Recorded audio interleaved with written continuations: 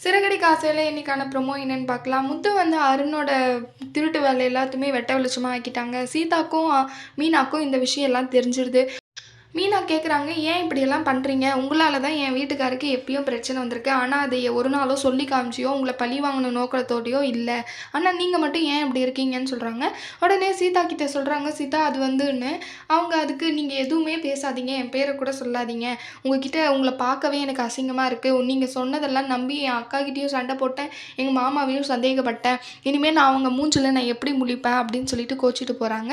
ஆனா பின்னாடியே போயிட்டு அருண் வந்து சமாதானப்படுத்துறாங்க. "இல்ல நீங்க என்கிட்ட பேசாதீங்க" அப்படின்னு சொல்லிட்டு போயிடுறாங்க. அடுத்து வீட்டுக்கு போனதுமே அருண் சீதா கால்ல விழுந்து மன்னிப்பு கேட்குறாங்க.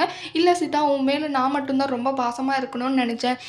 உண்மையில உங்க அக்காவும், உங்க மாமாவும் உன் மேல ரொம்ப பாசமா இருக்காங்க. அத பார்த்துட்டு தான் எனக்கு அது புடிக்காம போயிடுச்சு. அதனால தான் இந்த மாரி எல்லாம் பண்ணிட்டேன். நீ எங்க என்ன விட்டுட்டு போயிடுவியோ அப்படின்ற பயத்துல தான் நான் இந்த மாரி எல்லாம் பண்ணிட்டேன். நான் மட்டும் தான் உன் மேல ரொம்ப பாசமா இருக்கணும்னு நெனச்சேன் சீதா.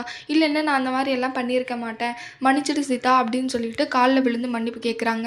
சீதா, "இல்லங்க, ஒண்ணும் பிரச்சனை இல்ல. இனிமே இந்த மாரி பண்ணாம இருங்க. ரொம்ப அசிங்கமா இருக்குல்ல நீங்க பண்றதெல்லாம். நீங்க என் மேல எவ்வளோ பாசம் வச்சிருக்கீங்கன்னு எனக்கு புரியுது" அப்படின்னு சொல்லிட்டு சீதாவும் மன்னிச்சிடுறாங்க.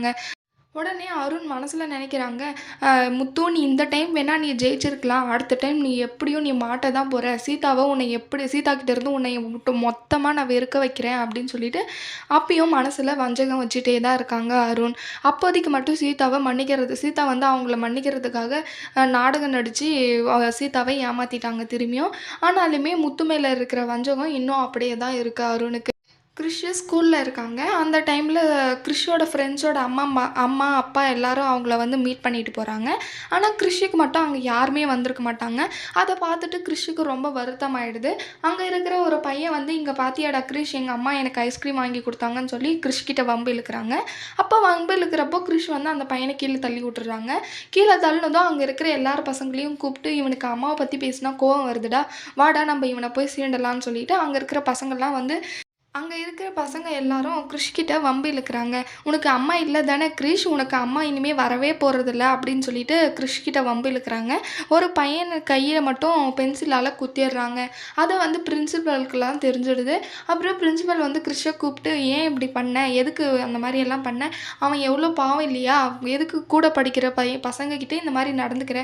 உனக்கு ஏன் இந்த வயசுல இவ்வளோ கோவம் வருது?" அப்படின்னு சொல்லிட்டு கேட்குறாங்க. "இல்ல, என் அம்மாவ பத்தி இப்படி பேசினா, என் அம்மாவே இல்ல எனக்கு. என் அம்மா வரமாட்டாங்கன்னு சொல்லி என்ன கிண்டல் பண்ணாங்க. அதனால தான் அடிச்சேன். என் அம்மாவ பத்தி பேசினா நான் அடிக்க தான் சார் செய்வேன்" அப்படின்னு சொல்லிட்டு கிறிஷ் சொல்றாங்க. "உனக்கு என்ன இவ்ளோ வாயா? இரு, நான் உன்ன போலீஸ்லயே புடிச்சு குடுக்குறேன்னு" சொல்லிட்டு பயமுறுத்திட்டு போயிடுறாங்க அங்கருந்து. அப்போ மீனா வந்து அங்க வருவாங்க. பூ ஆர்டர் வந்து வாங்கிட்டு போவாங்க.